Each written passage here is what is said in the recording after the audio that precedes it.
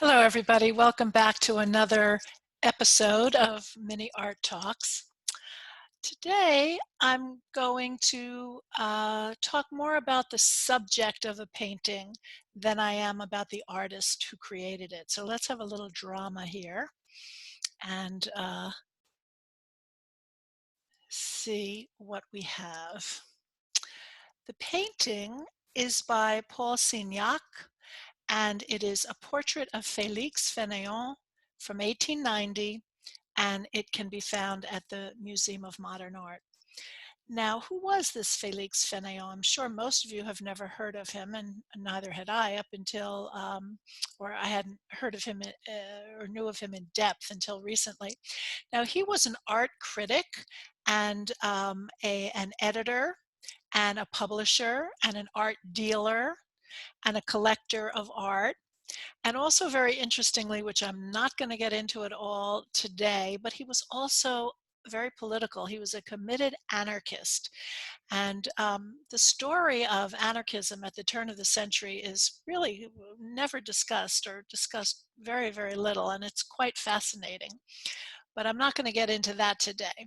I'm going to talk about how Fénéon had tremendously wide-ranging influence on the development of modernism, both in the visual arts and also in literature, because he was also a champion of the symbolist poets like Rimbaud and Mallarmé. And he really changed the face of culture in the late 19th and early 20th century. Now, the reason why we don't know anything about him, let me show you a picture of him, um, is because he was a very secretive person. He didn't want anybody to know very much about him. He never spoke about himself. He never wrote a memoir.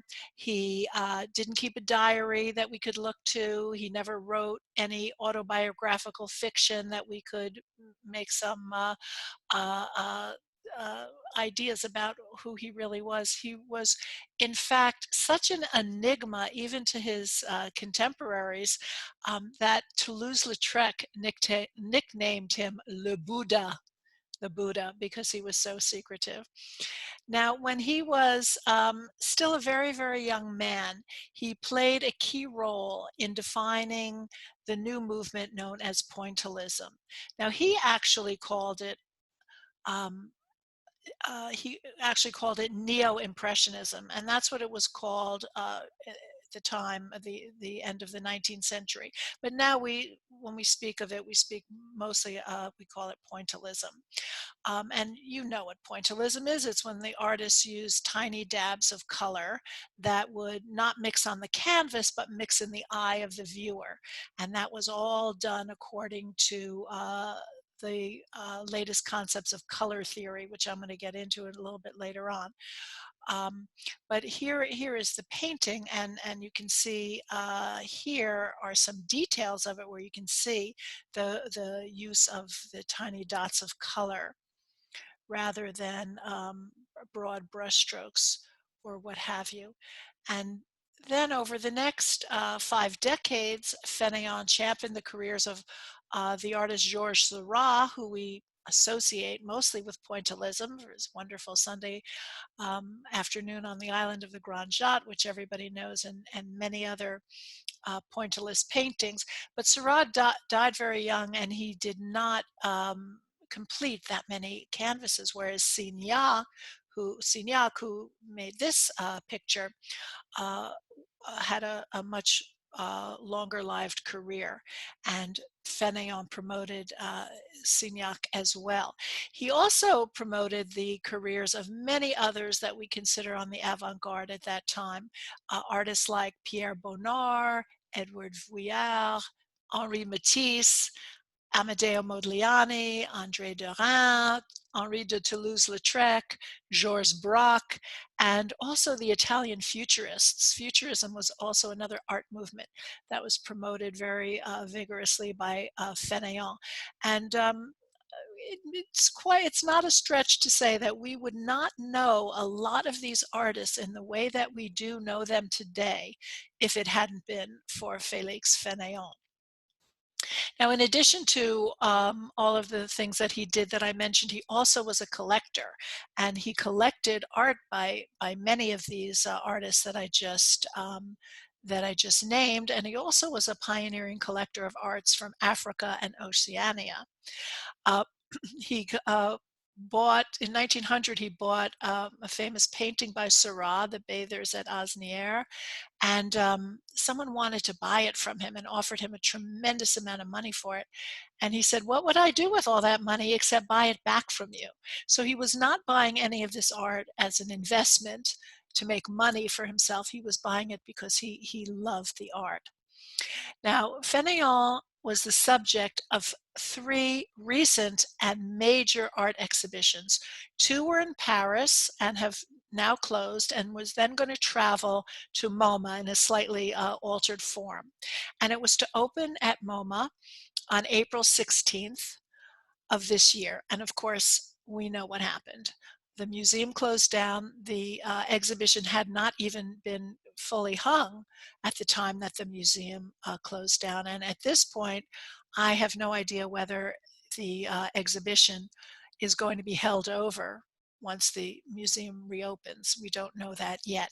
But this painting, which is owned by MoMA, was going to be the centerpiece of the exhibition uh, uh, in its iteration at the Museum of Modern Art.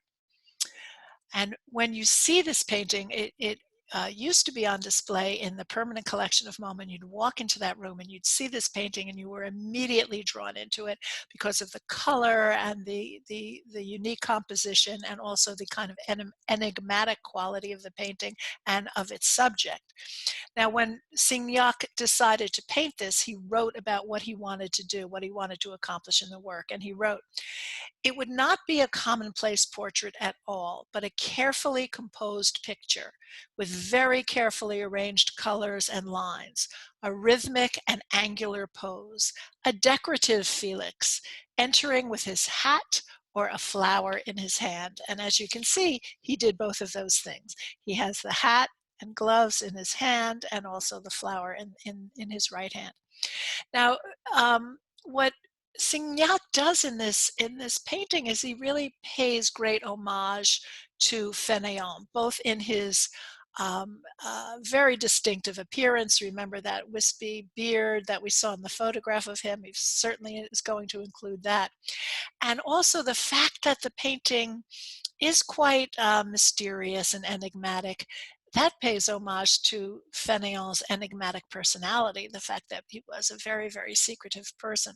And also the fact that the painting is a pointillist painting and was at the height of modernism at the time also pays homage to Fénéon's innovative approach to modernism and the way he changed art and culture at the turn of the century. Now, Signac also in this painting wanted to implement the latest ideas of color theory. Color theory was very, very big in Europe at this time, and it was scientific theory. This is we think of this as a color wheel now. It was called at that time the cercle chromatique, the chromatic circle.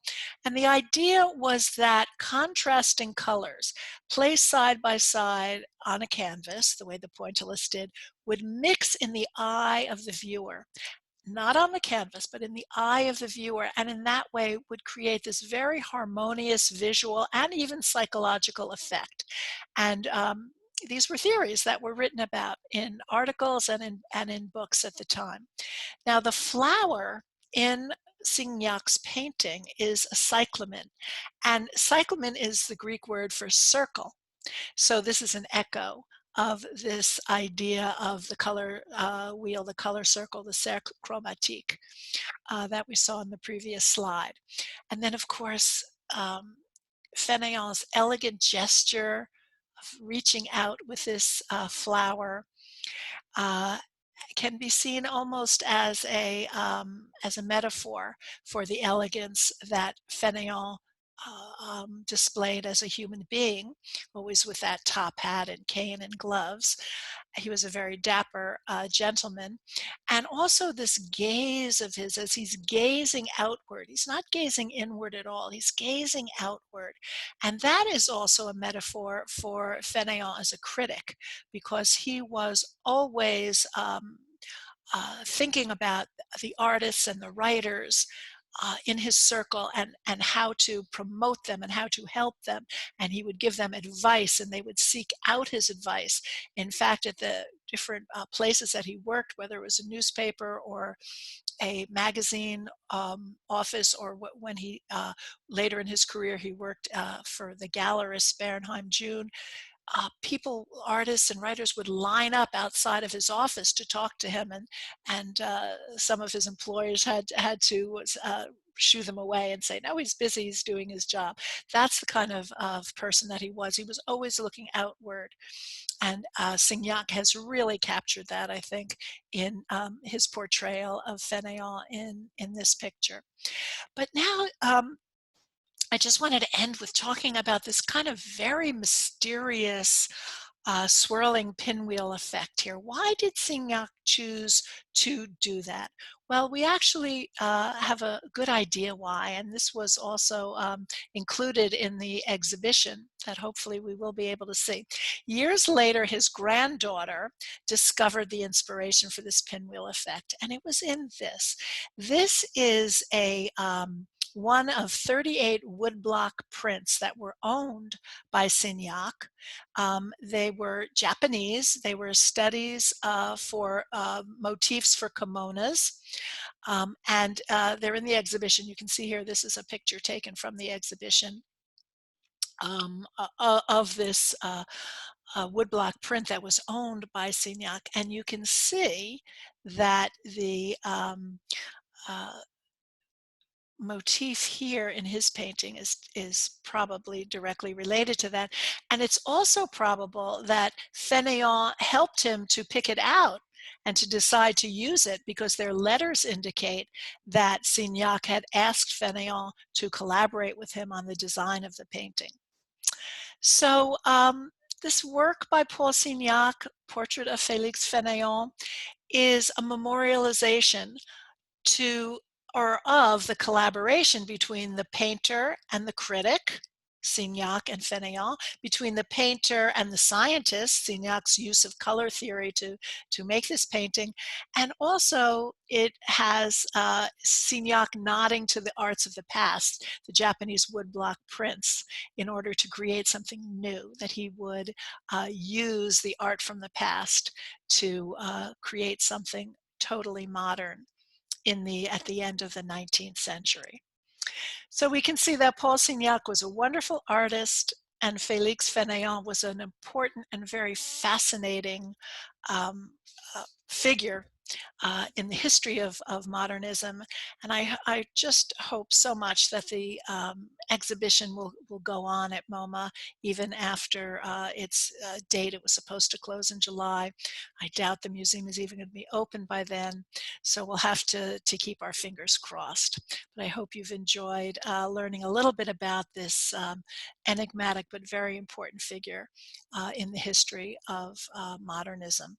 So please take the time to go over to my Facebook page. If you put Janet Mandel Art Talks in the search box, you can come up, you can find it, and I post all kinds of interesting things there, including my schedule for my longer form art talks that I'm doing online now. I also have a YouTube channel, and again, if you just put that into the search bar, you can find that. And I'm on Instagram. You can find me there as well, Art Talks with Janet. And then also I do have a website. The schedule section of the website, of course, is really defunct, but I've added on there my online art talks, and hopefully you can join me for some of those. Some of them are free. The ones generally sponsored by libraries because they get government funding, but some of them charge a small fee. These are usually adult schools, because they're having a hard time and struggling to survive right now. So I hope you'll consider paying that small fee and helping them out as well as seeing some of my talks. So thanks so much for coming to Mini Art Talks. Come back again soon and enjoy. Today is a beautiful day. So even though many of us are stuck inside, I hope that you can enjoy this beautiful day. Thanks for coming. See you next time.